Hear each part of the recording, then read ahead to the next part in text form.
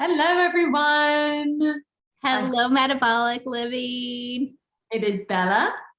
and Laura. Hey, and today we're going to be talking about what self-care means to you. So, Laura, what does self-care mean to you? Oh, that's a hard question. So I know like a lot of people, I don't know if other people see this, but on the internet, like there's jokes that like self-care for women is really just, especially parents, is just like a bubble bath and like a glass of wine. And that's supposed to be like your self-care, right? No. Me.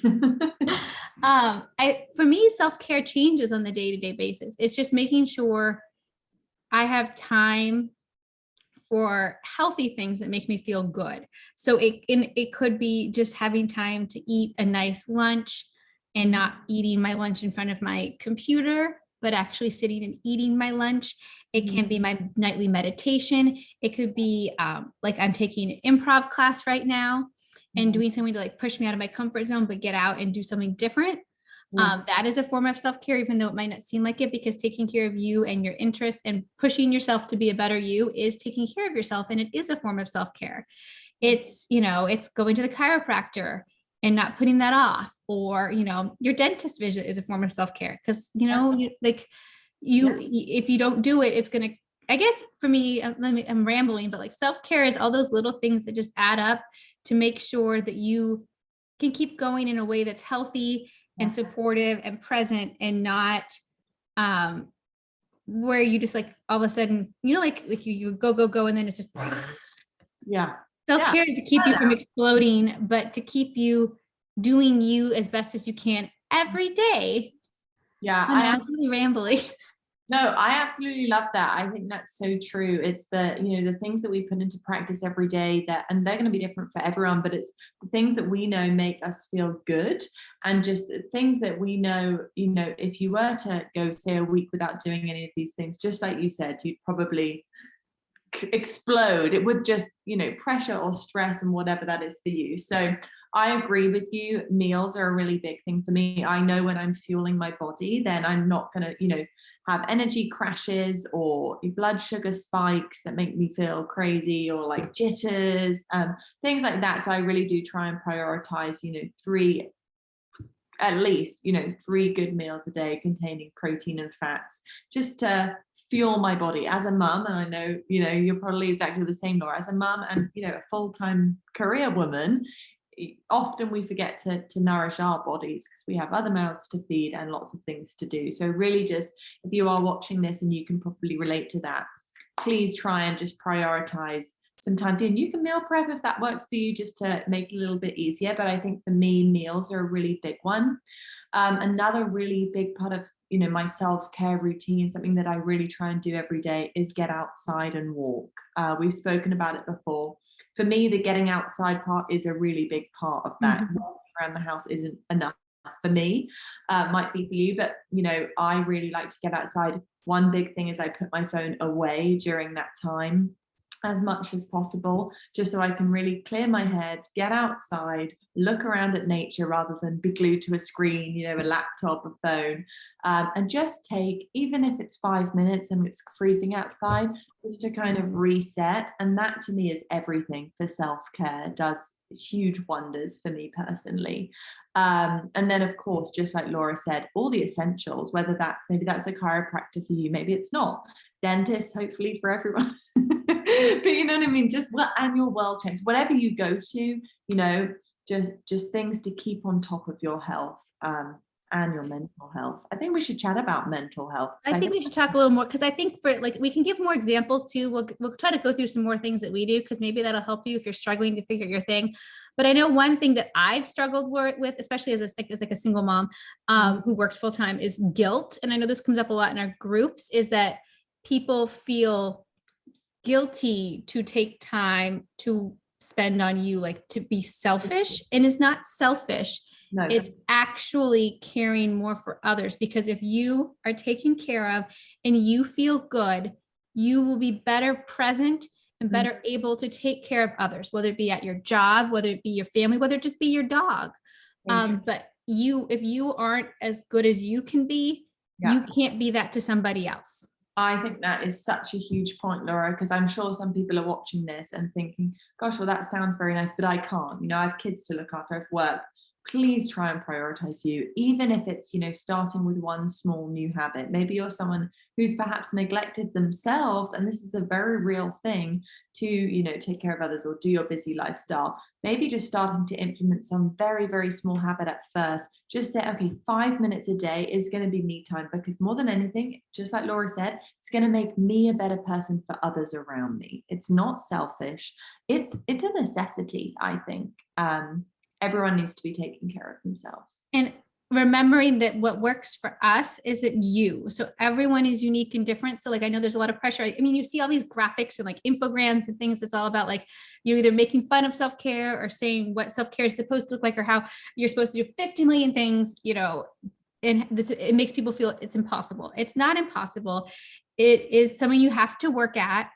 I don't know if that's good news to say or not, like taking care of yourself, taking care of others, doing well at your job, doing well with anything. It's work, but it should be work that you find enjoyable. And there should be a way to find joy. And as we teach in all of our programs, I think we can talk a little bit about like structured flexibility. So like, I know, I had to really change what I did as a single mom, especially like when I had a younger child, and even still now, like there's days when he's sick and, you can't expect that. So how can you find activities that support you, but you could do with somebody else present? Exactly. Even so, like I write in my journal every morning, and sometimes I get that time before he wakes up, and it's just my time. And then I do some other reading, and it's quiet, introspective Laura moments. Sometimes he's there with me, and he's literally sitting next to me, holding my page of my journal saying, can you write my name, and drawing pictures in the margins of, because he luckily can't read my handwriting. I can't even read my handwriting, but like it's making it, is that perfect? No, but I'm doing it. So like, maybe you have some good examples, since this is something that you've had to just start to learn about,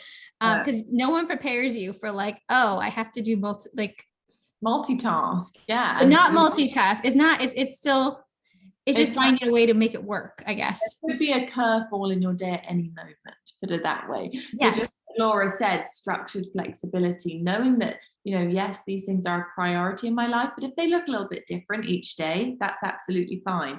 I love the example Laura used of journaling, because one, part of my day that's important to me for mindset and kind of stress relief is my morning quiet time, as I call it, journaling, prayer time, again, whatever works for you. Even if that's just 5 minutes. Prior to having my son, that was pretty much guaranteed uninterrupted time, because it was only me in the house. So I knew it made me feel good, and it was a priority, and it was easy to make it priority. But just as Laura said, it's not always going to be easy. Some days it might be kind of tough to make time for you. And I'm finding that more than ever, having a young child. But just as Laura said, it's obviously not going to look the same, but maybe I'll, put him on the floor for tummy time, and he can play with some noisy toys, and it's not going to be silent for me. But even if it's, 2 minutes for me to just zone out for a little bit, write a page in my journal, and he's content. Maybe just as Laura said, maybe I strap him into the baby carrier and I'm jigging while I'm also doing it. You've got to be flexible, and maybe some days it won't happen in the morning. Maybe it will happen another time of day in this nap, and that's totally okay too. So yeah, be flexible with yourself. You do not have to create a rigid routine. I think that also makes it seem a little bit intimidating to people. It doesn't have to look the same every day at all, just as long as you're carving out some sort of something for you each day, no matter what. I think it's good. And you talked about one thing that made me think of too, is how don't feel guilty, that again, going back to that guilt or just perfectionism. If it doesn't happen the way you envision it, just brush it off. Things keep changing. Life will constantly change. And you've actually made me think, we both talked about some introspective activities, but a lot of people, especially given we've had a pandemic for so long, it's not necessarily that inward time some people need. They need time with girlfriends, or going somewhere with people. It could just be going to a coffee shop and sitting around other people is self-care for you, even if you don't talk to them.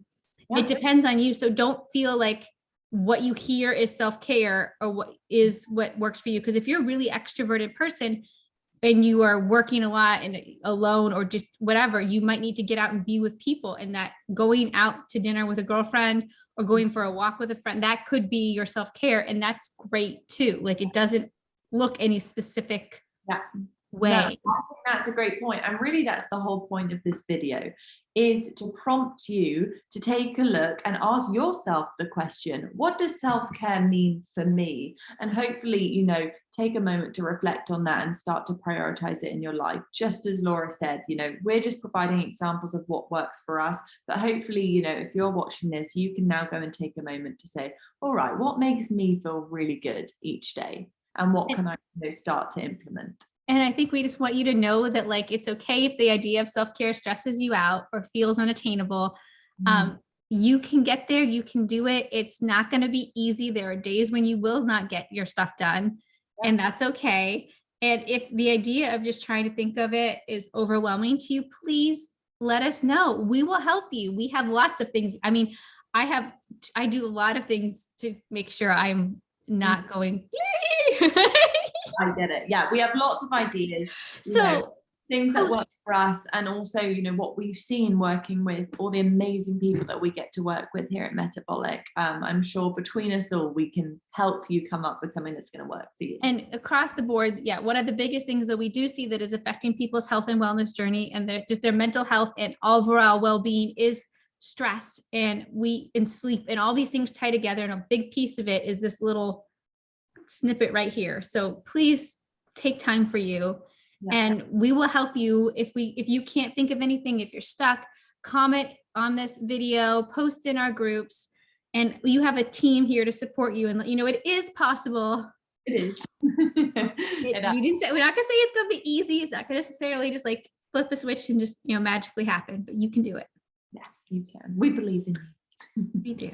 Maybe that's all you need to know. And if your self-care is a bubble bath and a glass of wine, like, that's cool too. Yes, totally. I do love those things. Just, that for me is not something I can do that often. Yeah. It's whatever it looks like for you, truly. Mm-hmm.